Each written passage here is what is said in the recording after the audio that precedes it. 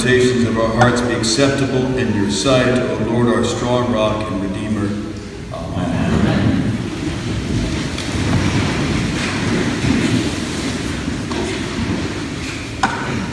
So there are three things that sort of came together to form this message for today.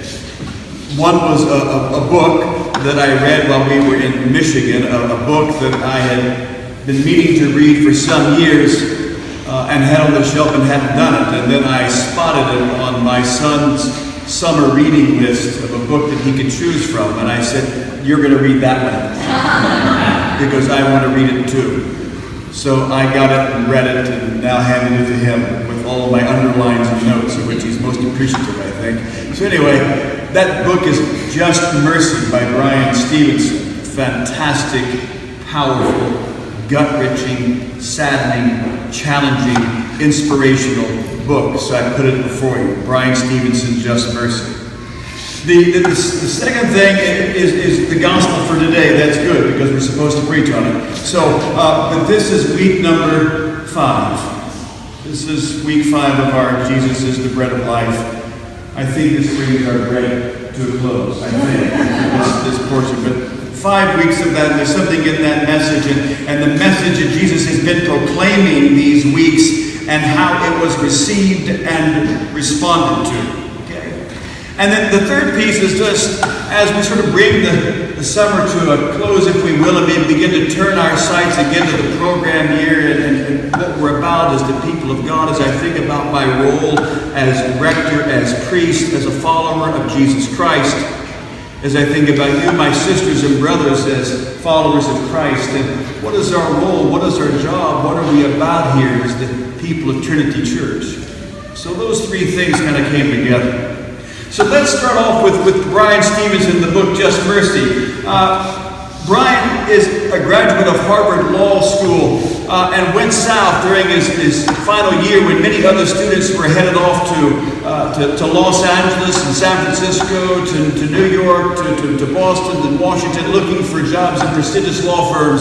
He went down south and worked with an advocacy organization to fight for the rights of those who had been unjustly incarcerated and found themselves on death row or serving life sentences.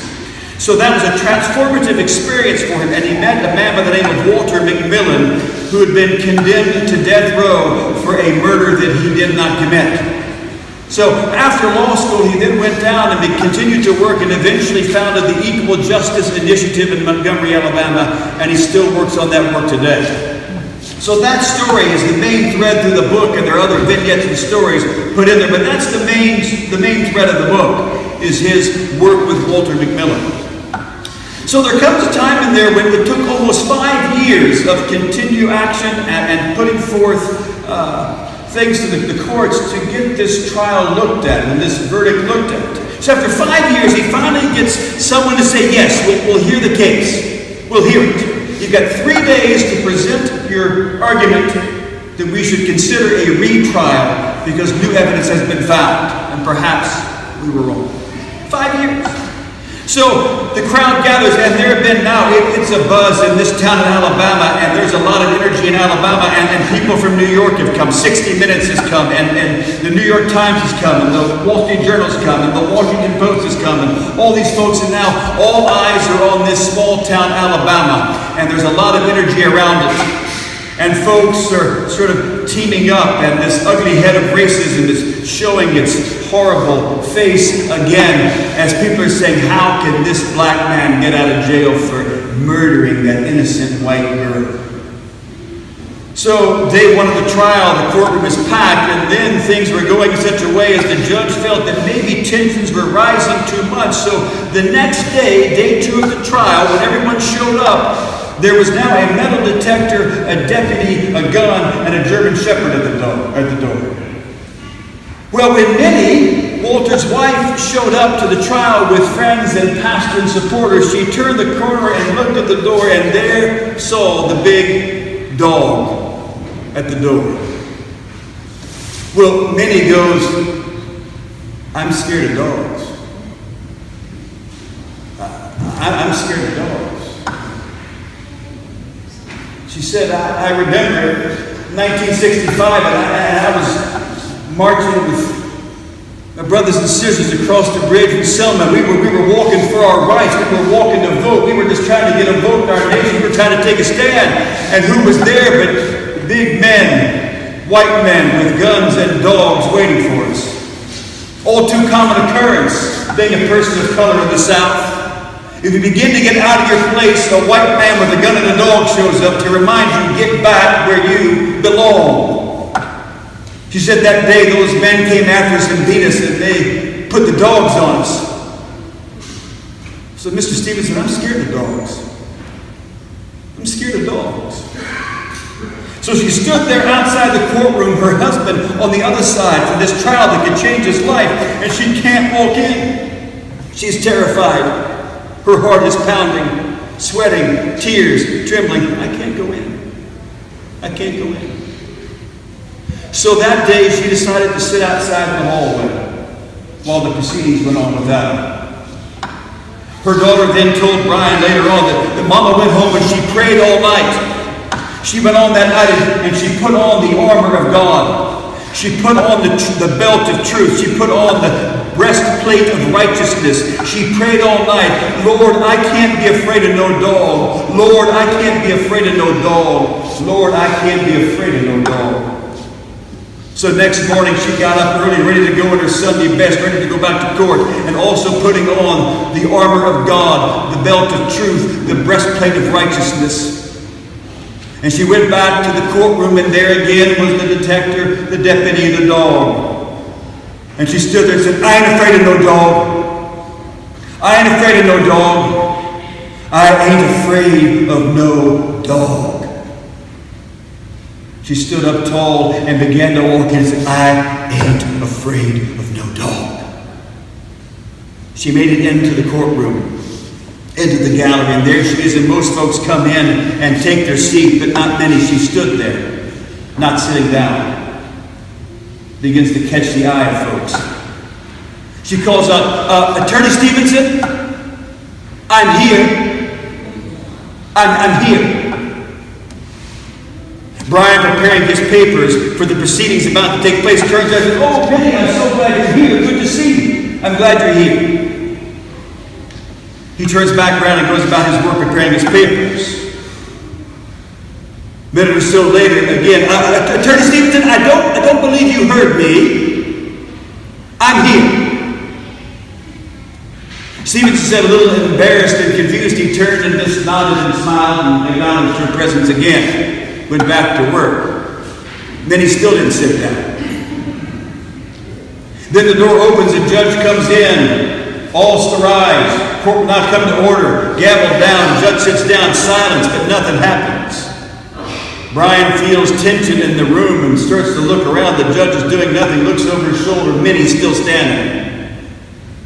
And one more time, with chest out, tears in her eyes and lips quivering, she just says, I'm here. I'm here. Then she sat down.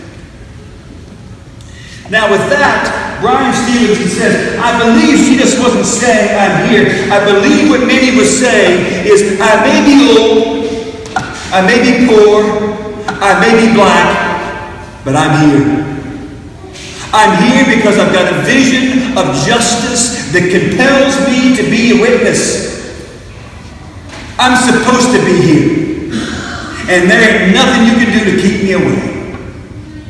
I may be old, I may be black, I may be poor, but I'm here. I'm here because I've got a vision of justice that compels me to be a witness.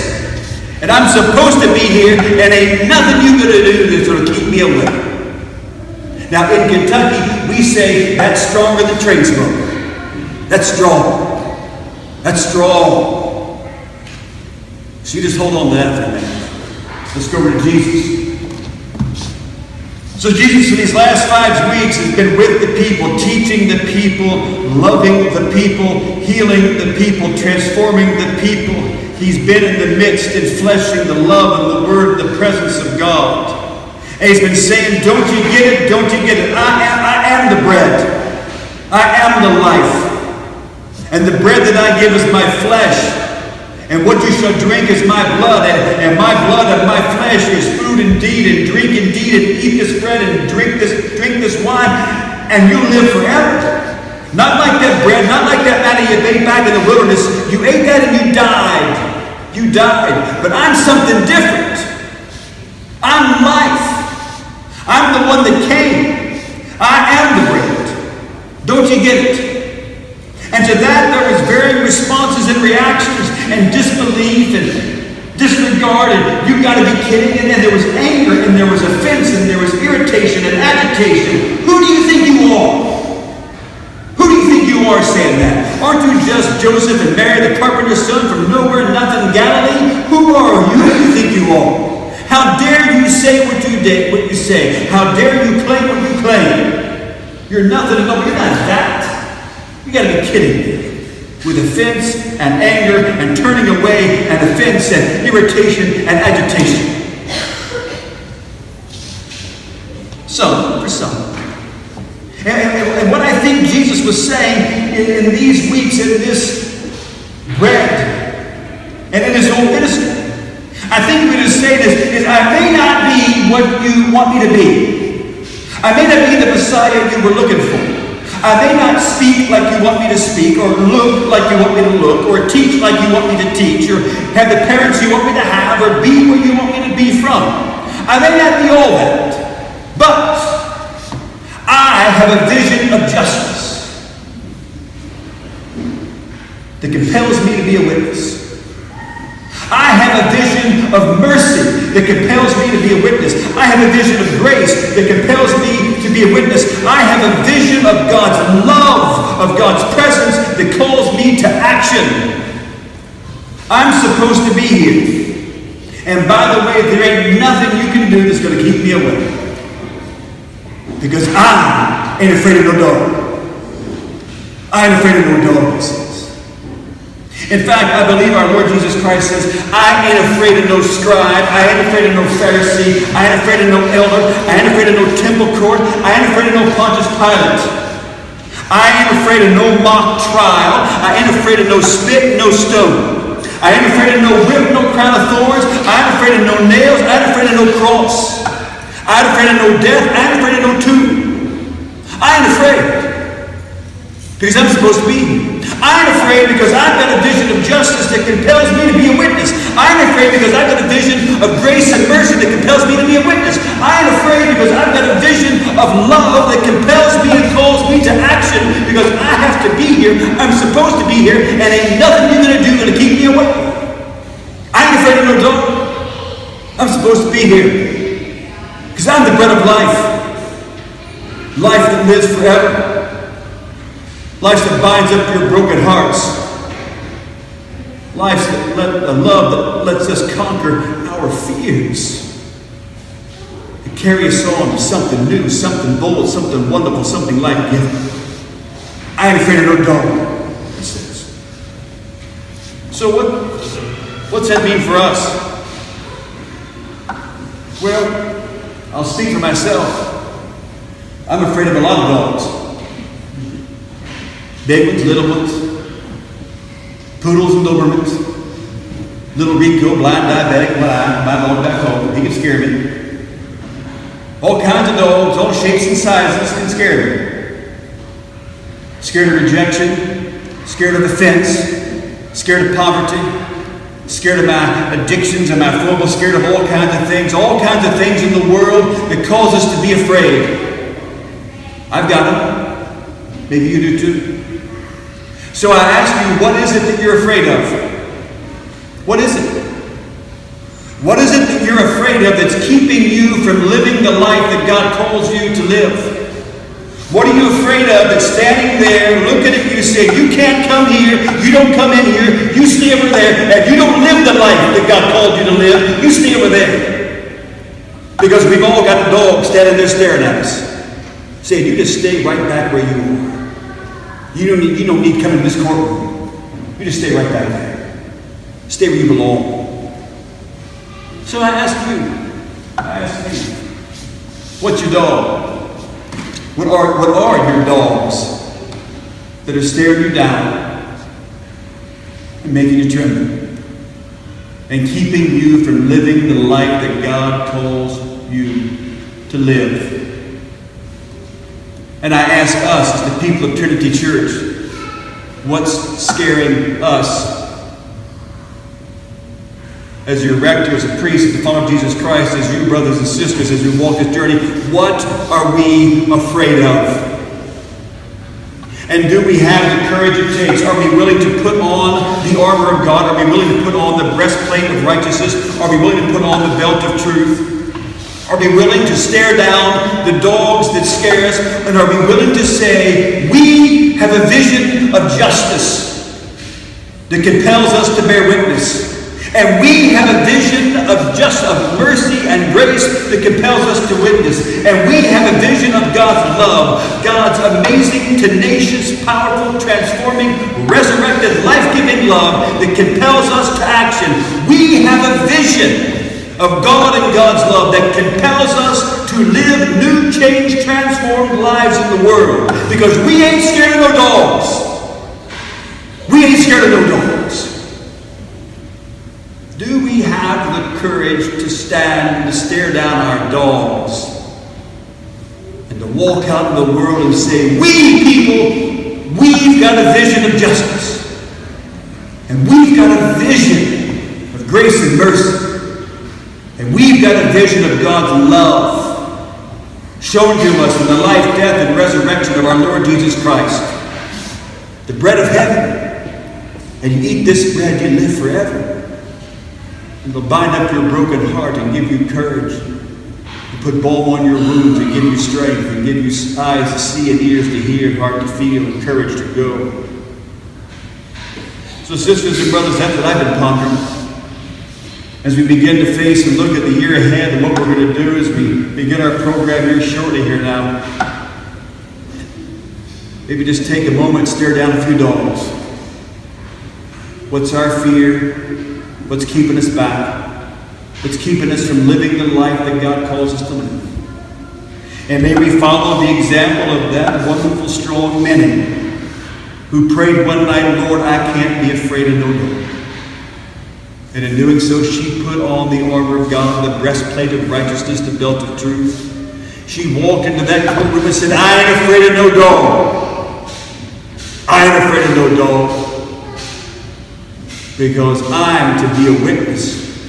I've got a vision of justice. And I'm supposed to be here. And there ain't nothing you can do that's going to keep me away. Man, that's stronger than Tradesville. In the name of the Father, and Son, and Holy Spirit. Amen.